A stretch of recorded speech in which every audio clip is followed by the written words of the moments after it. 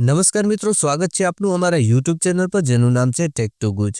આજના વિડીયોમાં આપણે ઇન્ડિયન પોસ્ટમાં જે જીડીએસ એટલે કે ગ્રામીણ ડાક સેવા ભરતી આવી છે તેના વિશે ચર્ચા કરવાના છીએ। તો વિડીયોના અંત સુધી જોડાયેલા રહેજો અને વિડીયો પસંદ આવે તો લાઇક અને શેર કરવાનું ન ભૂલતા। મિત્રો, જો તમે હજી સુધી અમારા ઇન્સ્ટાગ્રામ એકાઉન્ટ સાથે જોડાયા નથી તો નીચે આપેલ લિંક પર ક્લિક કરી જોડાઈ જાઓ, જેમાં દરરોજ સરકારી ભરતીની અપડેટ, સરકારી યોજના, પરિપત્રો વગેરે જેવી માહિતી આપવામાં આવે છે। વધુ સમય ન લેતા વિડીયોની શરૂઆત કરીએ।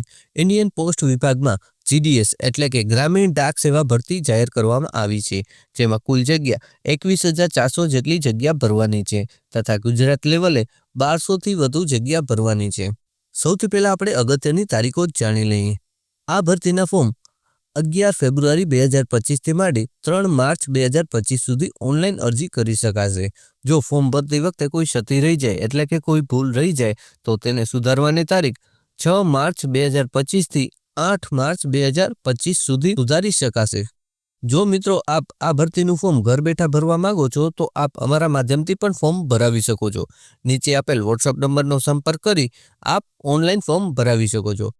હવે આપણે જાણી લઈએ આ ભરતીમાં ફોર્મ ભરવા માટે શૈક્ષણિક લાયકાત શું રહેશે। તો જણાવી દઈએ, આ ભરતીમાં ફોર્મ ભરવા માટે ઉમેદવારે કોઈ પણ સરકાર માન્ય બોર્ડમાં ગણિત અંગ્રેજી વિષય સાથે ધોરણ 10 પાસ કરેલ હોવું જરૂરી છે। ત્યારબાદ આપણે કેટેગરી વાઇઝ કેટલી જગ્યા ભરવાની છે તે જાણી લઈએ। આ ભરતીમાં કુલ 21,413 જેટલી જગ્યા ભરવાની છે, જેમાં ગુજરાતમાં 1203 જગ્યા ભરવાની છે, જે કેટેગરી વાઇઝ આ પ્રમાણે છે।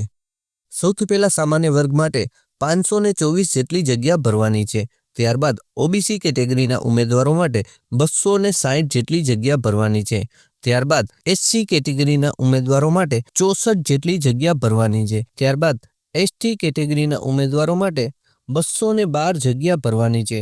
હવે આપણે જાણી લઈએ આ ભરતીમાં ફોર્મ ભરવા માટે વય મર્યાદા કેટલી રહેશે। આ ભરતીનું ફોર્મ ભરવાની છેલ્લી તારીખને ધ્યાનમાં રાખીને એટલે કે 3 માર્ચ 2025 સુધી ઉમેદવારોએ પોતાની ઉંમરની ગણતરી કરવાની રહેશે, જેમાં ઓછામાં ઓછી 18 વર્ષ અને વધુમાં વધુ 40 વર્ષની રહેશે।